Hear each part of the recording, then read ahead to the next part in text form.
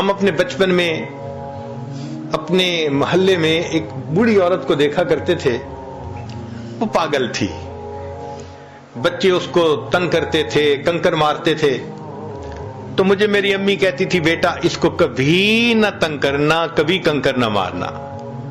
تو میں ہمیشہ کھڑے ہو کے، چھوٹا بچہ تھا، اس کو دیکھا کرتا تھا کہ یہ کیوں ایسے پاگل سی ہے، دیوانی سی ہے۔ جب بڑے ہوئے تو پھر والدہ نے اس کا قصہ سنایا، کہنے لگی کہ یہ ہمارے محلے کی ایک اچھے گھرانے کی خاتون تھی، جوان العمر تھی، اللہ نے اس کو بیٹا دیا، بیٹا بھی بڑا خوبصورت، گھر کے کام میں لگی ہوئی تھی۔ اب بچہ اپنی ماں سے بہت اٹیچڈ تھا، کچھ بچے ہوتے ہیں نا گود کا چسکا ہوتا ہے کہ ہر وقت ماں ہی گود میں اٹھائے رکھے، وہ بھی اسی قسم کا بچہ تھا۔ اس عورت نے کوئی کام سمیٹنا تھا تو یہ اس بچے کو فیڈر دے کے لٹا کر گئی کہ تم اب جو ہے نا لیٹ جانا، اب باہر مت آنا، مجھے کام سمیٹنا ہے۔ اور بچہ فیڈر پہ کے پھر باہر، وہ تو معصوم بچہ تھا، چھوٹا تھا۔ تو ماں اس کو پھر لے کے آئی اور کہا کہ تم مجھے بہت تنگ کر رہے ہو، اب بالکل میرے پیچھے مت آنا۔ بچہ پھر آ گیا، اب اس کو غصہ آ گیا اور غصہ کنٹرول نہ ہوا تو یہ بچے پہ برسنے لگی، اس کو بہت سخت سست کہا، میں تجھے سلا کے آئی تھی، کیوں میرے پیچھے آ گیا، تنگ کرتا ہے مجھے، سویا سو ہی جاتا تو اچھا تھا۔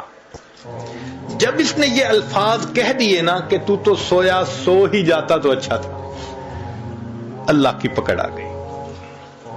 مگر اللہ نے اس وقت اس کے بیٹے کو موت نہیں دی، دعا قبول کر لی کہ یہ بد دعا تمہاری زبان سے نکلی نا بیٹے کے بارے میں، غصے میں آ کے، اس کو تو ہم قبول کر لیتے ہیں، ابھی اس کو موت نہیں دیتے۔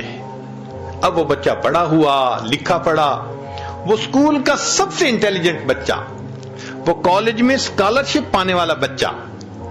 جب وہ فائنل ماسٹر ڈگری کر کے آیا تو اس نے بزنس شروع کیا، اتنا اچھا بزنس چلا اس کا کہ پورے شہر کے لوگ اس بچے کی مثالیں دیتے تھے کہ دیکھو اتنے اچھے اخلاق والا، تحمل مزاجی والا، خوش مزاج، اچھے بچہ، اتنا اچھا اس کا بزنس ہے۔ لوگ اس کی شکل دیکھتے تھے، تمنا کرتے تھے کہ میری بیٹی کا رشتہ اس سے ہو جائے، بہن کا رشتہ اس سے ہو جائے۔ وہ ایسا نوجوان بچہ تھا، لوگ اپنے بیٹوں کو مثالیں دیتے تھے، بیٹا ایسا بننا۔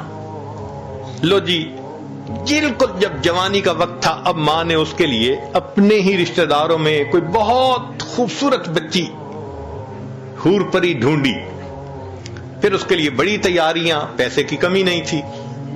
جب سب چیزوں کی تیاری ہو گئی اور شادی میں ابھی صرف 3 دن تھے، اللہ کی شان کہ بچہ اپنے ہی گھر میں چل رہا تھا، فرش دھویا تھا اور ابھی گیلا تھا، پاؤں جو پھسلا، یہ نوجوان سر کے بل گرا اور اس کی موت آ گئی۔ اللہ نے پھل کو پکنے دیا، جب پھل پک کے تیار ہو گیا تب اللہ نے پھل کاٹا۔ اب تجھے سمجھ لگے گی کہ تو نے میری کس نعمت کی ناقدری کی تھی۔ ماں کے ذہن پہ اتنا صدمہ اس کی موت کا ہوا کہ وہ ذہنی توازن کھو بیٹھی، وہ گلیوں کے اندر بس تن کے چنا کرتی تھی۔ تو کبھی نقد سزا ملتی ہے، نکیر، اور کبھی اس میں تاخیر ہو جاتی ہے۔